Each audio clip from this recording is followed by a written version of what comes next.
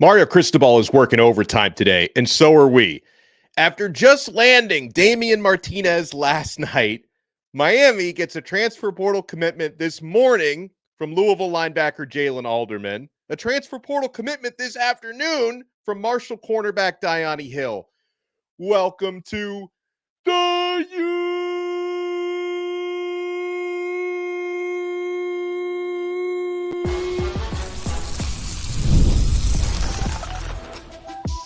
You are Locked On Canes, your daily podcast on the Miami Hurricanes, part of the Locked On Podcast Network, your team every day. I am Alex Donno, University of Miami alumnus, longtime South Florida sports radio vet, and co-host of Locked On ACC. And we are live here on this Sunday afternoon because Miami just will not stop landing players in the transfer portal. So let's talk about it, man. Locked On Canes is available free wherever you get your podcasts. We're free on YouTube. We're part of the Locked On Podcast Network, your team every day.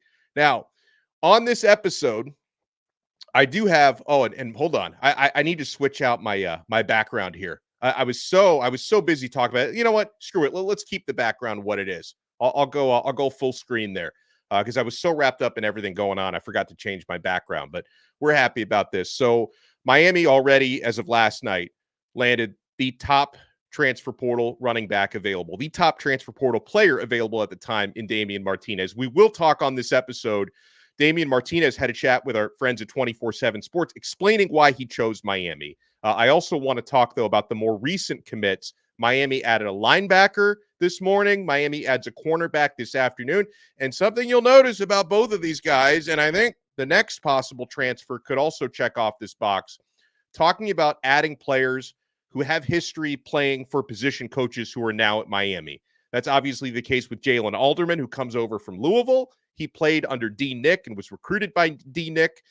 So he rejoins his former linebackers coach, Derek Nicholson, who's now at Miami. Same thing for Diani Hill. Diani Hill played for Chavis Jackson, who's now at Miami, was his cornerbacks coach at Marshall. And then you go back a couple of years, who was Chavis Jackson's defensive coordinator 2 years ago at Marshall? That was Lance Guidry, now holding the same position at Miami. So Jaylen Alderman, this is a quality veteran depth addition. And I say depth, but he's a guy who could possibly compete to start as well. And I wouldn't have it any other way, right? When these guys show up in a couple months for fall camp, you want the competition. You want the iron sharpens iron out there on Green Tree. Alderman, 6'1", 230 pounds, started all 13 games for Louisville last season. 58 tackles in total, 7 tackles for loss, 7.5 sacks last season. And keep in mind, this is someone who started all season long last year on a defense that was statistically better than Miami. So that should tell you something. And again, he may or may not start at Miami, but started every game on a defense that was ranked 37th in the nation last year at Louisville, whereas Miami's defense, the overall ranking was 49th. Shout out to the guys at Canes Insight for pointing out that stat. I didn't look that up for myself. I read off their notes on the little cheat sheet there. Jaylen Alderman played over 600 snaps last season. He's got 2 years of eligibility left, okay? And so here's how I see things looking for this coming season at linebacker. I expect Miami's top 4 linebacker rotation, because remember, last year you had a bunch of guys play, including Corey Flagg played a lot. He left Miami in the transfer portal. KJ Cloyd, who was another former Louisville transfer. Thank you, D. Nick, for that one. Cloyd played a lot last year. He ran out of eligibility, okay? In addition to Bissaint, and of course, Kiko Maui-Noa was the man last year. So you had several linebackers get playing time last season. It was more than 4, to be honest. But I expect Miami's top 4 linebacker rotation this year to be Kiko Maui-Noa, definitely starting. He was arguably the best player on the team, at least the best defensive player last year. No disrespect to Ruben Bain. Kiko was just awesome. Kiko's going to start. I could see Bissaint probably starting. I mean, Wesley Bissaint was so good during spring football. That guy is really taking steps and strides heading into his 3rd year. Now, the thing is, like, I can't guarantee you that Bissaint will start or Alderman will start, because until I actually watch these guys in the same practices, which is going to happen in fall camp in a couple of months, I'll give you a better idea of who I think is going to start. But I don't see any reason why Wesley Basaint wouldn't start because he's on such an upward trajectory. But then Louisville fans will probably say, well, hey, Alderman was really good for us last year, started every game. So I think that could be an awesome competition. And Popo Aguirre, I expect to be another prominent part of that top rotation at linebacker. Popo, heading into his second year, had a really good spring camp and showed some good signs for Miami as a true freshman last year. I'm not sleeping on Marcellus Pulliam either. I loved what I saw throughout spring football from freshman Bobby Pruitt. He's a true freshman this year, so he'll probably get on the field some. Same thing for Adarius Hayes, who's a true freshman. So those guys will probably get some playing time, but you don't have to rely on as many young players for prominent roles in the rotation. Going back to Jaylen Alderman, so he had a pretty good season last year for Louisville. I think like the highlight of his career so far was actually a play he made as a true freshman back in 2021. He had a game-sealing pick six against UCF. End of the game, tied at 35. He picks off a pass, runs it the other way for a walk-off touchdown for Louisville. So that was a really cool moment for him. Hopefully he can create some more moments like that at Miami. So Jaylen Alderman is a Cane. He's the linebacker from Louisville. Diani Hill, cornerback from Marshall. Welcome to the U. 6 foot tall, 172 pounds. He played 672 snaps last season at Marshall. He started the season last year as a backup in a rotational role, but this is someone who's was on an upward trajectory with the Thundering Herd. So he started the season as a rotational guy, but then by game 4, he was a starting cornerback there. Ended up starting 9 games last season for Marshall. He was targeted 61 times. He allowed 34 receptions for 517 yards, 3 touchdowns given up. He had a pretty good coverage grade at 70.9 overall last season. Probably the best game that he played, even though this is not a team that's on Miami's schedule this year, but it is an ACC opponent. He played well against NC State last year, probably his best game. Had an interception, a pass breakup, I think 7 tackles in that game, 78.7 coverage grade, which was above his average on the season. An area where Diani Hill does excel is with his tackling. He's very strong in that department. He's got an 84.1 tackling grade, according to Pro Football Focus. His run defense grade is 84.6. So this is, I got to watch how these guys look in fall camp when practices start up again.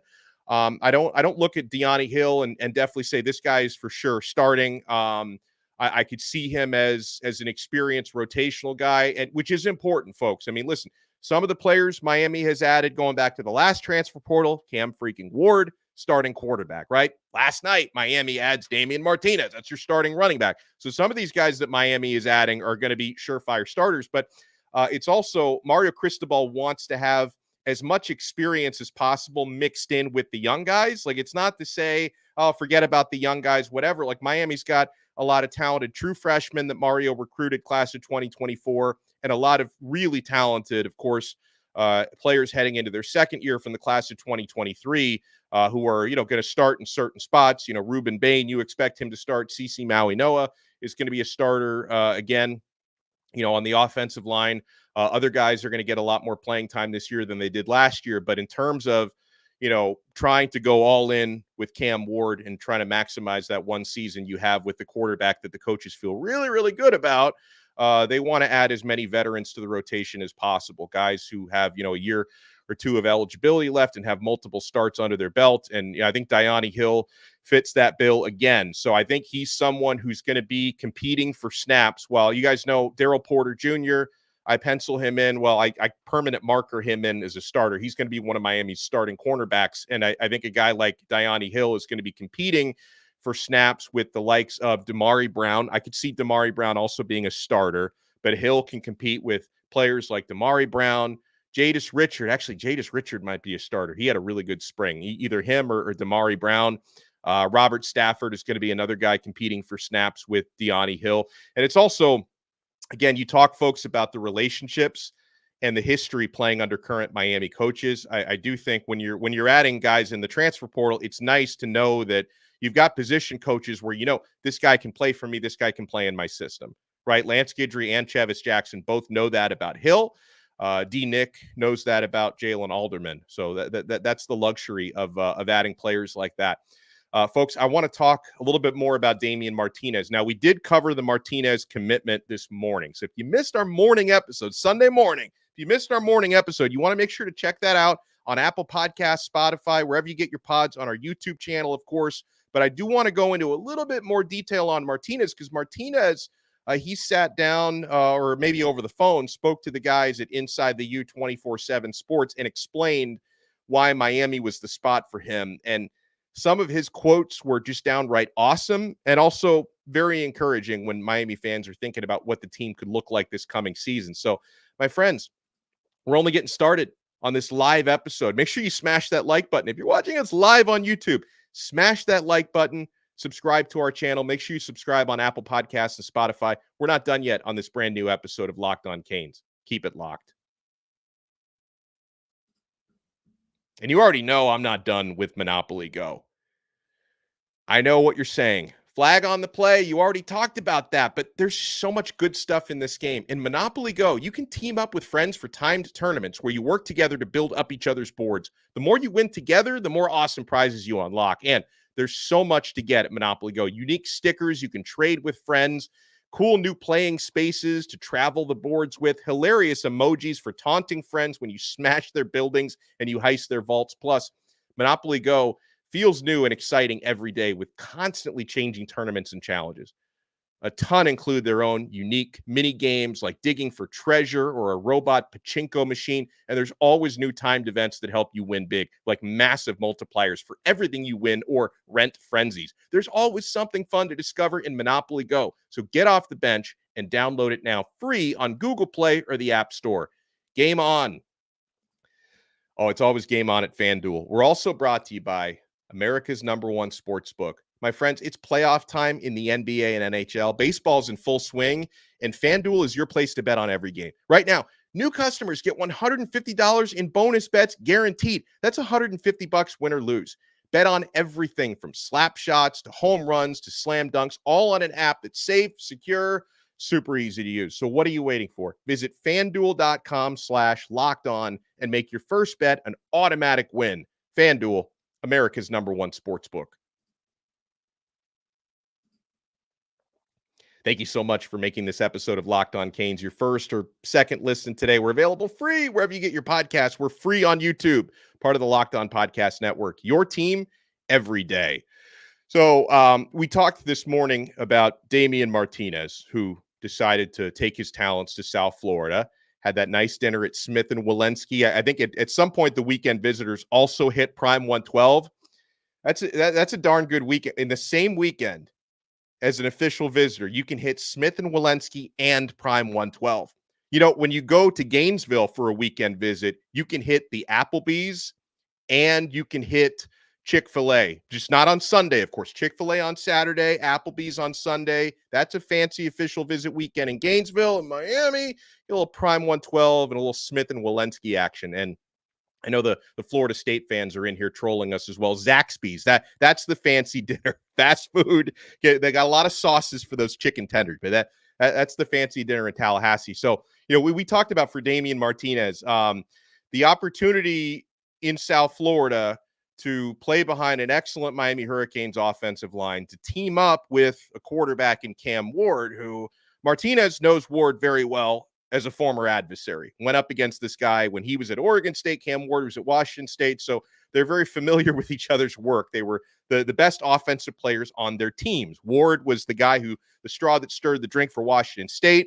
And it was really Damien Martinez was the one who made that offense go with Oregon State. They get to team up together in Miami. And also, you know, and something Martinez did talk about other running backs on Miami's roster, including Mark Fletcher, to be able to save a little tread on the tires, because we know Martinez is going to be an NFL back, okay? He's got 2 years of eligibility left, but he is talking about, 2025 NFL draft. He'd probably like to enter a year early as long as he has a good season coming up. And to be able to play with talented teammates at Miami and not have to carry the football quite as much as he did at Oregon State, I think is a bonus for him. So Damien Martinez on Miami, he said this to our guys at our friends at 24/7 Sports Inside the U. It's kind of everything I needed and wanted, he said. The relationship with coaches and players schematics for the offense. This is everything I needed and wanted, he said. He also had a little bit of mutual interest with Arizona, Mississippi State. He visited both of those places. There was initial interest with Kentucky and Tennessee, but he ended up canceling those visits. He said, that's definitely what I wanted. That's why I made this move, to show I'm the number one running back for the next class and just help another team be explosive. He said, this offense is going to be crazy with me and Cam Ward. It's going to be crazy, he reiterated. Martinez thinks Shannon Dawson's offense can be elite with the personnel in place and potentially on the way. He says more dangerous than it already was. He said, Cam is going to open up the run lanes, and receivers were already going crazy last year. And this is what I like. He talks about Mark Fletcher. He says, Fletcher, he's a young guy, but he's already a dog, and we're going to help each other, bounce off each other's energy. That's what's going to happen, he says. So and by the way, he was asked about his goals for next season at Miami, and this is what Martinez said: college football playoff.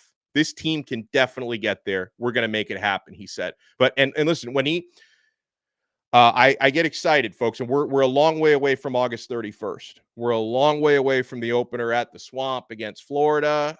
But when I start to imagine the possibilities, when you have Cam Ward at quarterback, Damien Martinez at running back, can you imagine if Mark Fletcher can also be healthy for that game? That's something we don't know. Like, I'm not going to try to guess one way or the other. You know, Fletcher suffered a tricky foot injury, reportedly a Liz Frank injury in the bowl game against Rutgers.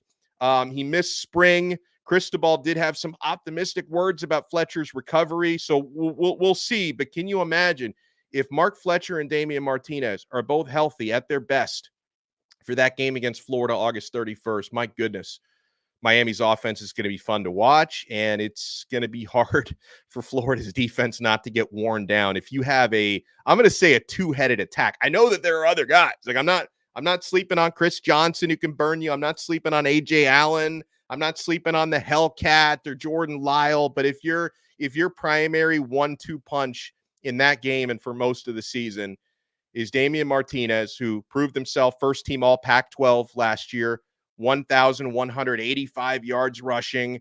Miami hasn't had a 1,000-yard single-season rusher, by the way, since Mark Walton in 2016. A long time. Martinez did that at Oregon State last year, almost 1,200 yards. Martinez and Fletcher in that same backfield, just grounding and pounding the Gators. And oh, by the way, when you ground and pound them a little bit, Cam Ward to Restrepo, Cam Ward to Isaiah Horton, Cam Ward to Jacoby George, and maybe another receiver we're going to talk about in a second. That's going to be a lot of fun.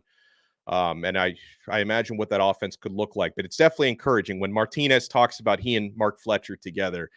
The possibilities are great. So far, it's been a busy weekend, as we mentioned.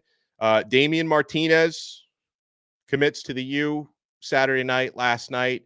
Jaylen Alderman, Louisville linebacker, commits to the U this morning.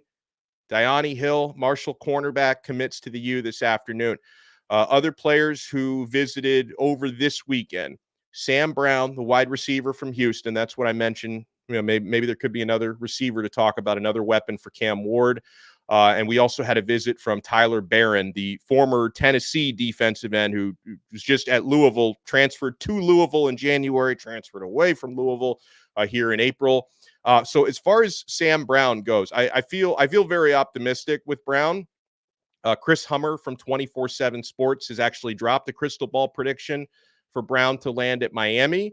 Brown also had really nice things to say about Miami wrapping up this visit. It does sound like he's not completely shut the door on Texas A&M. I think it's going to be a Miami versus Texas A&M battle for Sam Brown. Things that work in Miami's favor, though, the fact that Brown and Cam Ward seem to have grown close.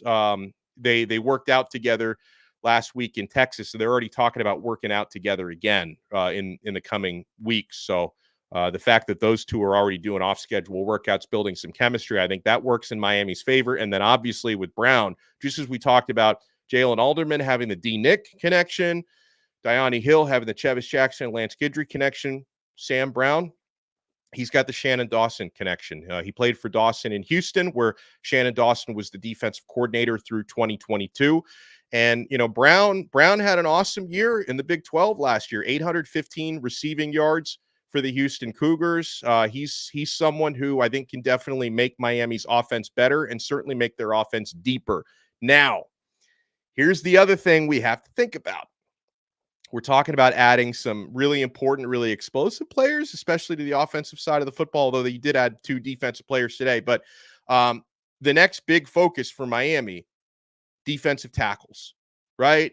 We're going to have the truth teller on Tuesday. Like Bruce Warner does not want to hear any more good news about any other position other than defensive tackle. When I texted him yesterday when Miami landed Damien Martinez, I'm like, Bruce, did you see Miami landed Martinez? Are you excited? He goes, yeah, but where are the defensive tackles? Like he doesn't, well, they haven't visited yet, man. Like we can't, so starting Monday, starting tomorrow, Miami's going to be hosting a duo of Michigan State defensive tackles, Simeon Barrow and Derek Harmon. I think Miami is, and I'm not saying they land them both, but that's something Miami would like to do because I think they're going to pitch the idea of these teammates together, pitch the idea of the reunion, pitch the idea of playing together in South Florida. They already have that chemistry with one another, of course. That could add some familiarity if they both come in together. But at the very worst, I think Miami would like to land one of the two.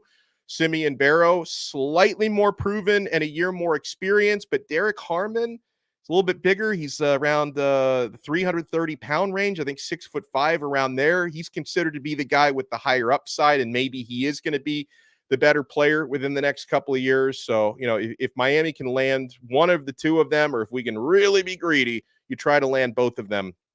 I think we're going to be in a pretty good position to put the best possible team around Cam Ward. Okay. And the other visitor over the weekend is Tyler Barron. I don't know as much about where he's at right now, the defensive end, most recently at Louisville by way of Tennessee. I do know for him, he's much earlier in the process because he just entered the portal a few days ago.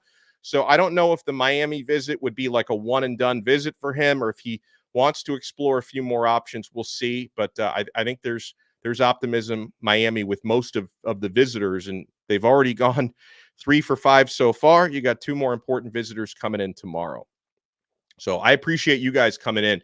By the way, we're going to be talking more about Damien Martinez in the coming days on Locked On ACC. Remember, I co-host that show as well. I co-host Locked On ACC with Kenton Gibbs, who's a former NC State defensive tackle. We're going to be talking about Miami landing Damien Martinez. We're going to be talking about season-defining games on our next episode for every ACC team. So you guys tell me, in terms of Miami, which of the games on Miami's schedule coming up do you consider to be the season-defining game? Is that home against Florida State, or is it the season opener at Florida? Because that's going to be the measuring stick, right? Well, whatever happens to Miami in Gainesville, it might be a good barometer for how the rest of the season goes. Or is it, your big conference rival, Florida State, who, you're on a losing streak against, lest we forget that.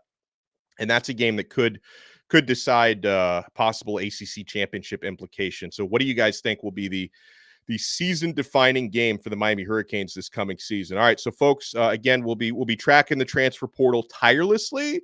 We're certainly watching Sam Brown, who, again, does have a crystal ball prediction to land at Miami. We'll see if that one comes to fruition. Will it be Miami or Texas A&M for him? We'll be keeping our eyes on the Michigan State defensive tackles who are coming in for visits starting tomorrow. Thank you guys so much for making Locked On Canes your first listen and your first watch today. We'll talk to you again next time on another episode of Locked On Canes. We are part of the awesome Locked On Podcast Network, your team every day.